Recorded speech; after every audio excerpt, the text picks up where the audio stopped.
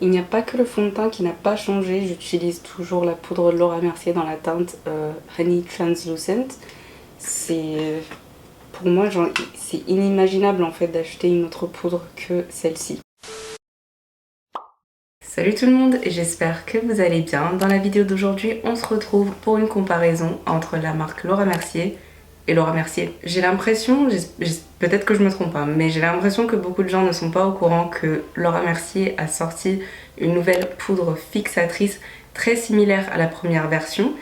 J'ai cette impression parce que personne n'en parle. J'ai vu aucune vidéo là-dessus, en tout cas pas dans YouTube France. Je suis d'ailleurs passée par le site de Cult Beauty, c'est la première fois que je passais une commande là-bas, parce que ce produit n'est pas encore, enfin c'est pas du tout disponible sur Sephora et je sais pas si ça va arriver plus tard, mais pour l'instant on le trouve uniquement sur Cult Beauty si on veut commander à partir de la France. J'ai repris bien évidemment la teinte Translucent Honey exactement comme la première. Sur le packaging secondaire, ils expliquent que l'iconique poudre libre fixante transparente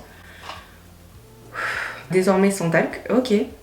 Au pouvoir ultra floutant, cette poudre véritablement translucide fixe le maquillage pendant 16 heures, de pores ultra léger lui donne un fini mat floutant, enrichi d'un mélange ultra floutant, c'est bon on a compris, d'aminoacides et de poudre de silice, la nouvelle formule de Laura estompe instantanément l'apparence des pores, des ridules et des imperfections tout en réduisant totalement la brillance pour des photos sans reflet. Je me doutais bien que c'était ça le concept, en gros ça reste la même qualité de poudre, ça fait exactement la même chose. La différence, c'est qu'ils ont retiré le talc parmi les ingrédients. On va quand même faire une petite comparaison pour s'assurer qu'il n'y a vraiment aucune différence entre les deux.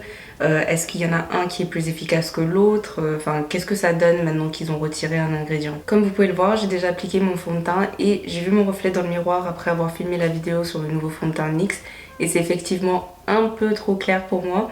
Mais je pense que j'aurais quand même pas pu prendre la teinte en dessous parce que c'était trop rouge. Enfin bref, c'est le fond de teint que je porte aujourd'hui, que j'adore, c'est la deuxième fois que je le porte.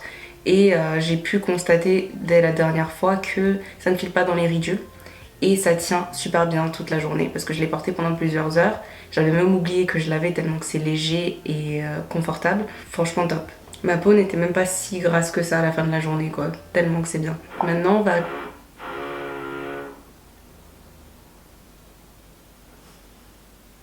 on va appliquer l'anti-cerne. Je vais utiliser celui de L'Oréal Paris, donc c'est l'infaillible 24 heures More Than Concealer que j'utilise dans la teinte miel. En utilisant un côté de mon éponge, j'estompe. J'ai toujours ma petite blessure juste en dessous du nez. Ça commence à cicatriser mais ça prend beaucoup de temps. C'est vraiment au moment où j'applique mon anti-cerne que j'ai l'impression de devenir une nouvelle personne. Bref, on passe à la poudre. On va d'abord commencer par la version qu'on connaît si bien. Donc la toute première version de la poudre de Laura Mercier. J'aime tellement cette poudre en fait. Comment faire mieux? C'est tellement beau, tellement fin et chaque fois j'en mets un paquet. Mais tant que je continue à tapoter, ça disparaît tout seul. Alors, ça me fait pas d'effet matière, la teinte elle est parfaite, bien translucide, avec un léger sous-ton jaune. Chef's kiss. Ça fait pas de paquet, y a pas d'effet matière, c'est pas trop poudreux. C'est tout simplement joli. Et maintenant, on va venir prendre la nouvelle poudre. Je l'ai même pas encore ouvert. Oh, j'ai hâte.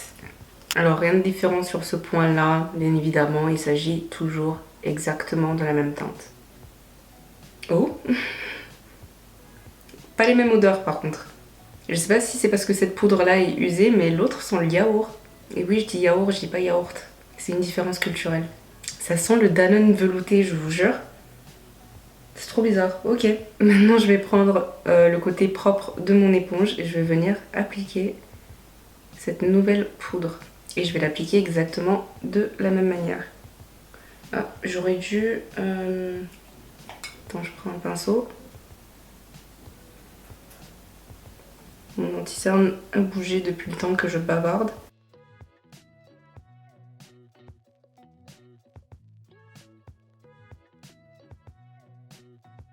Et en tout cas, voilà à quoi ça ressemble. Je sais pas si c'est dans ma tête, mais j'ai l'impression que cette nouvelle poudre, elle est légèrement irisée. Et j'ai vraiment l'impression qu'elle est légèrement irisée. Enfin, je vois un reflet qui de ce côté-là, qu'il n'y a pas de l'autre côté en fait. C'est comme si ça accrochait plus de lumière.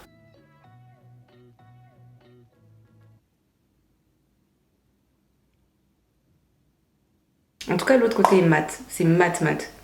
Vraiment zéro brillance. Et avec la nouvelle poudre j'ai l'impression d'avoir plus de luminosité. Mais je suis pas sûre que ça me plaît tant que ça. Vous en pensez quoi? J'ai l'impression de préférer le côté, l'ancien côté mat. Je vais utiliser la nouvelle, pardon. Je vais utiliser la nouvelle pour fixer mon nez aussi. Et mon front. Je suis grave le genre de meuf à juste aller voir mon copain là et lui demander qu'est-ce que tu penses de mon maquillage, j'ai fait un truc différent. Est-ce que tu sais ce que c'est? Et le laisser chercher pendant des jours. Bon, je vais aller finir le reste de mon teint et je reviens pour qu'on puisse conclure.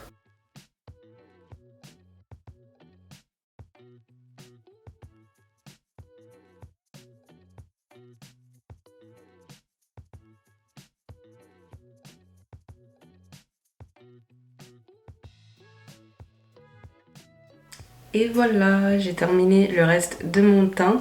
Et ils n'ont pas tout simplement retiré un ingrédient, je pense qu'ils ont aussi modifié le fini. L'ancienne version est 100% mat, alors que du côté de la nouvelle version, ça reste un fini mat, mais juste un fini mat et lumineux. Sans pour autant être plus opaque, sans pour autant apporter plus de couvrance. Ça reste notre bonne vieille Laura Mercier, juste avec plus de luminosité. Je pensais pas en arriver à cette conclusion, mais je pense que je préfère l'ancienne version. C'est juste que du coup, vu que l'ancienne version est plus mate, ma peau a l'air plus lisse, alors qu'ici, avec la lumière qui s'accroche à mon teint, on voit légèrement plus la texture de ma peau. Genre c'est un peu moins lisse de ce côté en fait. C'est un peu moins lisse, mes pores sont un peu plus visibles de ce côté-là aussi. Enfin, ouais, je peux en fait conclure sur une préférence. Je préfère l'ancienne version. Ouais, je préfère l'ancienne version. Ah mais dommage. Enfin dommage pour moi parce que c'est pas donné les poudres Laura Mercier. Et quelque chose que je n'avais pas remarqué tout à l'heure, je l'ai remarqué quand j'ai changé de lumière et que je suis allée dans la salle de bain et tout. Mais j'ai l'impression que du côté du nouveau aussi, j'ai moins de couvrance même. Mais après, je sais pas si c'est pas parce que je suis repassée sur ce côté-là avec un pinceau, c'est sûrement à cause de ça. Donc j'ai pas trop envie de parler de la couvrance. Je pense que j'ai dit tout ce que j'avais à dire. Surtout n'hésitez pas à me faire des retours en commentaire. Si vous avez déjà eu l'opportunité de tester la nouvelle version, est-ce que vous avez remarqué les mêmes différences que moi? Et est-ce que vous êtes plutôt content de ces différences? Parce que du coup, à chacun ses goûts. Et moi, ce qui me plaît pas avec la nouvelle version peut plaire à d'autres personnes. Donc n'hésitez pas à me faire ces retours là en commentaire, ça me ferait vraiment plaisir. N'hésitez pas non plus à vous abonner à ma chaîne, de cliquer sur like, à me suivre sur Instagram et on se retrouve très vite dans une prochaine vidéo. Mouah.